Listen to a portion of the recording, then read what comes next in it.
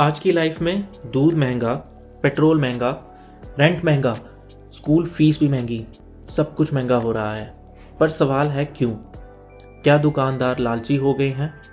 क्या कंपनीज पैसा लूट रही हैं? या फिर इकोनॉमी में कुछ बड़ा हो रहा है? आज इस वीडियो में मैं आपको इन्फ्लेशन के बारे में समझाऊंगा बिना बोरिंग थ्योरी के। तो चलिए स्टार्ट करते हैं। सबसे पहले समझते हैं इन्फ्लेशन होती क्या है। सिंपल वर्ड्स में, जब टाइम के साथ प्राइसेस बढ़ते हैं उसे हम इन्फ्लेशन कहते हैं। मतलब पहले जो चीज़ 100 रुपीज़ में मिलती थी वही चीज़ आज 150 या 200 रुपीज़ की हो गई है। एग्जाम्पल के लिए मान लीजिए 5 इयर्स पहले 100 रुपीज़ में 10 चॉकलेट्स आ जाते थे, लेकिन आज 100 रुपीज़ में सिर्फ 6 या 7 चॉकलेट्स मिलते हैं। यही इन्फ्लेशन है, आपका पैसा कम पावरफुल हो गया है। अब हम समझते हैं कि प्राइसेस क्यों बढ़ रहे हैं। रीज़न नंबर 1, ज़्यादा पैसा प्रिंट होना। जब गवर्नमेंट ज़्यादा पैसा प्रिंट करती है तो पैसे की वैल्यू गिर जाती है। मतलब पैसा ज़्यादा है पर गुड्स उतने हैं नहीं, इसलिए प्राइसेस बढ़ जाते हैं। सिंपल लैंग्वेज में बोलें तो अगर कल सबके बैंक अकाउंट में 10 लाख रुपीज़ आ जाए तो क्या होगा? घर, कार, लैंड सब महंगा हो जाएगा क्योंकि डिमांड बढ़ जाएगी। रीज़न नंबर 2 है सप्लाई प्रॉब्लम्स, मतलब कम प्रोडक्शन। कोविड के टाइम फैक्ट्रीज बंद हो गई थी, शिपिंग काफ़ी स्लो हो गई थी, इस वजह से चीज़ें कम बन रही थी, पर लोगों की डिमांड तो वही थी। जब सप्लाई कम होती है और डिमांड ज़्यादा तो प्राइसेस बढ़ते हैं।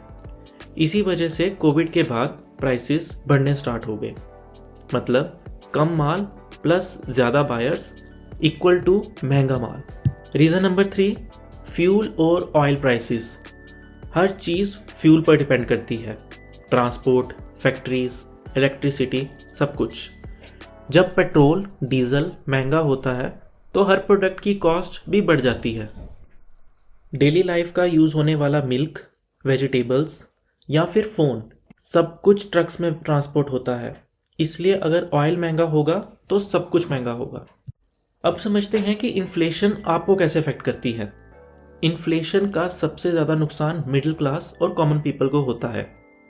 ग्रॉसरीज महंगी होती हैं, रेंट महंगा होता है, एजुकेशन महंगी होती है, पर सैलरी उतनी फास्ट नहीं बढ़ती। डैट मीन्स इन्फ्लेशन क्वाइटली आपकी परचेजिंग पावर को चुरा लेती है। अब सवाल है कि क्या इन्फ्लेशन कंट्रोल हो सकती है? सेंट्रल बैंक जैसे इंडिया में आरबीआई इंटरेस्ट रेट बढ़ाती है। जब इंटरेस्ट रेट ज़्यादा होता है लोग कम लोन लेते हैं, कम खर्च करते हैं और प्राइसेस स्लोली कंट्रोल में आ जाते हैं। इसका मतलब ज़्यादा इंटरेस्ट इज इक्वल टू कम spending is equal to inflation slow. अगर आप इसी तरह इकोनॉमिक्स के डिफरेंट कंसेप्ट्स को ईजिली समझना चाहते हैं तो इकोनो IQ चैनल को सब्सक्राइब ज़रूर करें। नेक्स्ट वीडियो में मैं आपको एक्सप्लेन करूँगा इंटरेस्ट रेट्स कैसे कम करते हैं।